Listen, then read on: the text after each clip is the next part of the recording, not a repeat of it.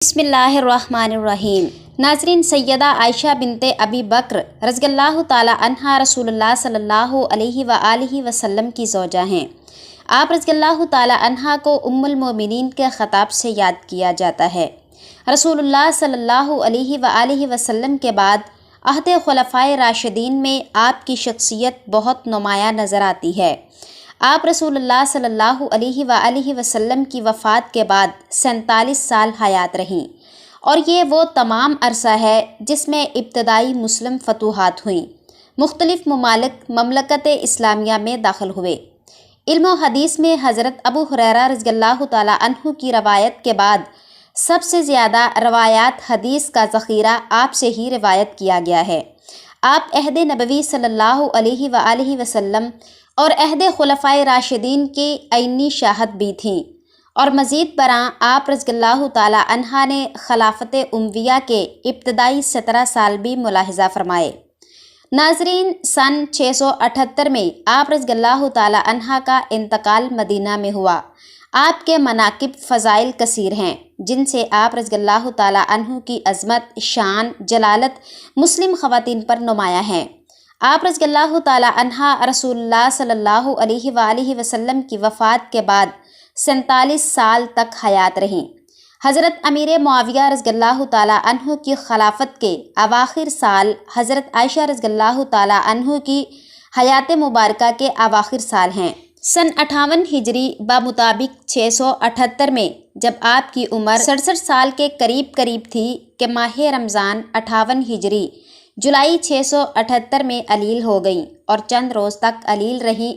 کوئی حال پوچھتا تو فرماتی کہ اچھی ہوں۔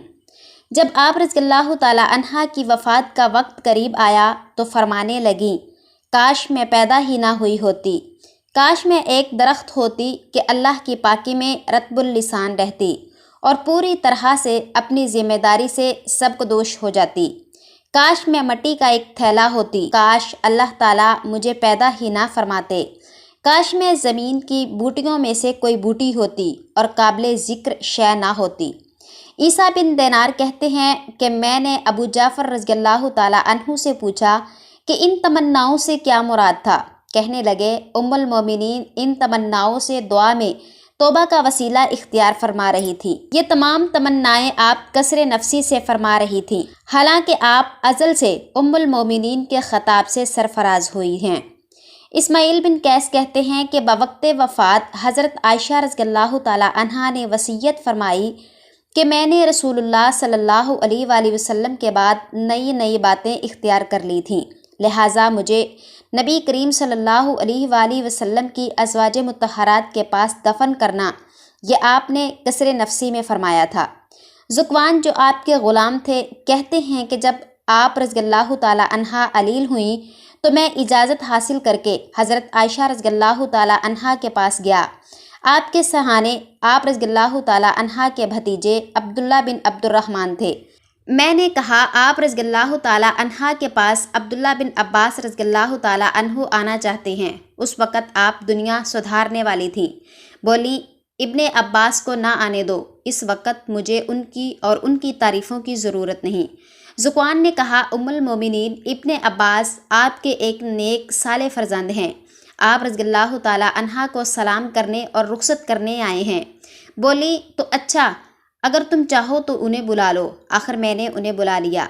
ابن عباس رضی اللہ تعالی عنہ نے آتے ہی آپ رضی اللہ تعالی عنہ کو سلام کیا اور بیٹھ گئے، اور بولے، بشارت ہو۔ بولی، کس چیز کی؟ کہنے لگے، اس کی جو آپ رضی اللہ تعالی عنہا اور محمد صلی اللہ علیہ وآلہ وسلم کی اور دیگر احباب کی ملاقات کے درمیان ہے۔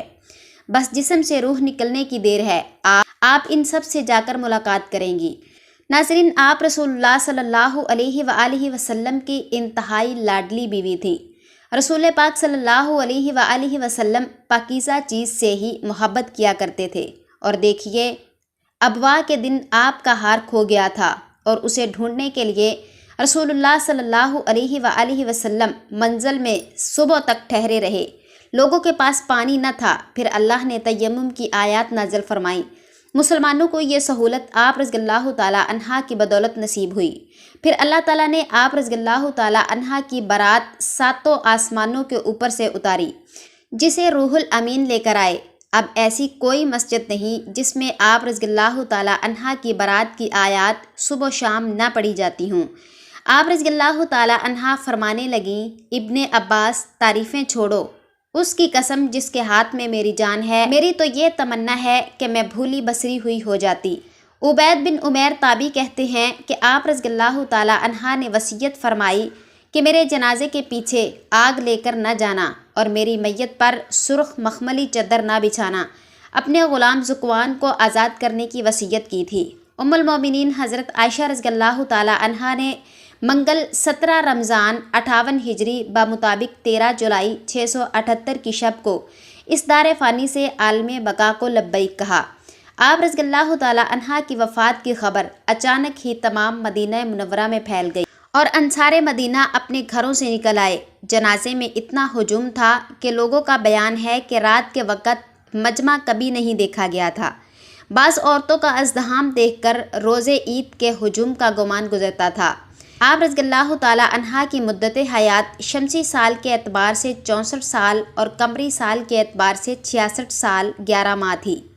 نماز جنازہ حضرت ابو ہریرہ رضی اللہ تعالیٰ عنہ نے پڑھائی اور آپ کی تجہیز و تکفین شب میں ہی عمل میں آئی۔ حضرت ابو ہریرہ رضی اللہ تعالیٰ عنہ ان دنوں مدینہ منورہ میں قائم مقام امیر تھے، کیونکہ مروان بن حکم مدینہ منورہ میں موجود نہ تھا۔ وہ عمرہ کے لیے مکہ مکرمہ گیا ہوا تھا اور مدینہ منورہ میں حضرت ابو ہریرہ رضی اللہ تعالیٰ عنہ کو اپنا نائب اور قائم مقام امیر بنا کر گیا تھا۔ بوقت تدفین آپ رضی اللہ تعالیٰ عنہ کی قبر اطہر کے چاروں اطراف ایک کپڑے سے پردہ کر دیا گیا تھا تاکہ آپ رضی اللہ تعالیٰ عنہ کے احترام میں کوئی کمی واقع نہ ہو۔ آپ رضی اللہ تعالیٰ عنہ کو قبر اطہر میں آپ کے بھانجوں بھتیجوں یعنی جناب قاسم بن محمد بن ابو بکر، حضرت عبداللہ بن زبیر رضی اللہ تعالیٰ عنہ، ارواح بن زبیر رضی اللہ تعالیٰ عنہ، عبداللہ بن محمد بن عبد الرحمن بن ابو بکر نے قبر اطہر میں اتارا۔ شب بدھ میں تہجد کے وقت تدفین عمل میں آئی۔ ام المومنین حضرت ام سلمہ بنت ابی امیہ رضی اللہ تعالیٰ عنہ لوگوں کی آہ و فغاں سن کر بولیں، عائشہ رضی اللہ تعالیٰ عنہ کے لیے جنت واجب ہے کہ وہ حضور پاک صلی اللہ علیہ وآلہ وسلم کی سب سے پیاری بیوی تھی۔ امام ابو داؤد طیالسی نے ام المومنین حضرت ام سلمہ ہند بنت ابی امیہ کا قول نقل کیا کہ جب انہیں حضرت عائشہ رضی اللہ تعالیٰ عنہ کی وفات کی خبر معلوم ہوئی تو وہ بولی، اللہ ان پر رحمت بھیجے کہ اپنے باپ کے سوا وہ آپ صلی اللہ علیہ وآلہ وسلم کو سب سے زیادہ محبوب تھی۔ عبید بن عمیر تابعی کہتے ہیں کہ ایک شخص نے میرے والد سے پوچھا، لوگوں نے ام المومنین کا کیا غم کیا؟ بولے، آپ رضی اللہ تعالیٰ عنہ کی وفات پر ہر وہ غمگین تھا جس کی آپ ماں تھی۔ یا اللہ ہم سب کے گناہوں کو معاف فرما اور صحابہ اکرام کے نقش قدم پر چلنے کی توفیق عطا فرما اور اپنی رحمت کا سایہ نصیب فرما، آمین یا رب العالمین۔